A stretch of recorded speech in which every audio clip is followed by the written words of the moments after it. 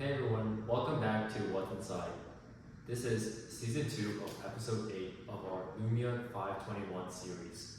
In today's episode, we're going to be taking a deeper look into the Qualcomm PM8227.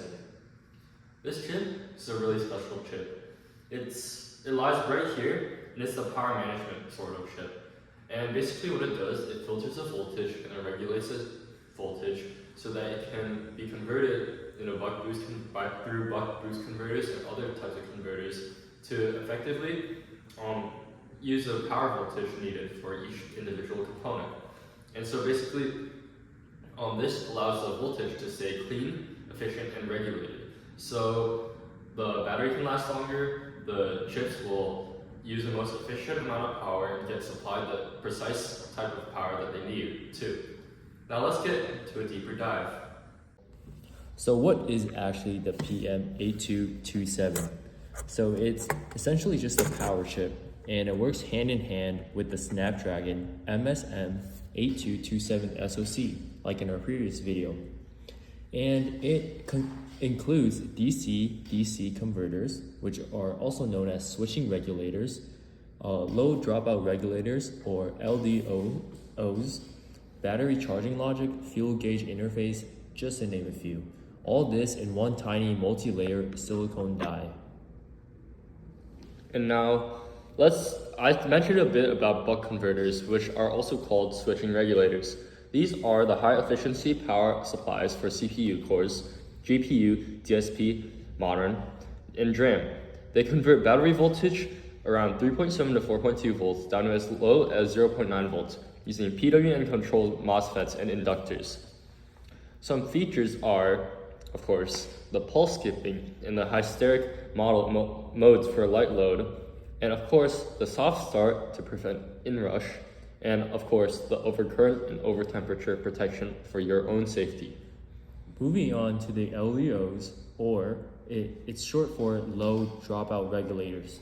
So what these do, essentially, it is used for audio analog supplies, 1.8 voltage clean rail, RF circuits, sensor logic, camera subsystem, and finally USB transceivers.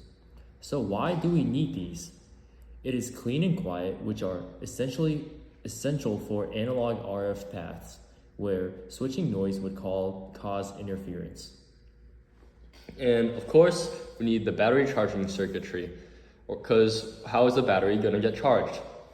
There are USB and wall adapter supports, and they detect input voltage and current, and of course, switch mode charging for fast top-off, and trickle charging for deeply discharged batteries, thermal sensing from battery's NTC pin, JADA compliance for safe temp aware charging, and it controls our power path switch to feed the system during charging. And then we have another piece here, the fuel gauge interface. So while it doesn't actually fuel gauge itself, it interfaces with a battery fuel gauge chip, which is likely the Maxim or TI over I2C. And what it does essentially is it provides battery voltage, battery current, temperature, and charging/discharging status. And of course, there's a function of power on sequencing and reset. Contains a sequencer FSM, short for finite state machine, that brings up subsystems in precise order, which is the RTC, the LDO for digital logic, the buck for the CPU, the DRAM rail, and finally the peripheral power. And what it does is it watches for power button presses, charger insert detections, thermal trip events, or watchdog timers. And it also manages graceful shutdown from when the battery dies or the system overheats. And of course, there are so many other features such as thermal monitoring, real-time clocks, GPIOs, and control lines, but we just don't have enough time to cover all of this because we know that Gen Z has the most short attention span from all of this TikTok and all of this Instagram Reels. So if you are interested, please leave a comment or send us an email, but that's it for now. So yeah, that's the chip that we covered today. Hopefully you enjoyed this episode, and hopefully you learned something. Hopefully you're curious, because as always, Curiosity is a superpower. So stay curious because that's what's inside.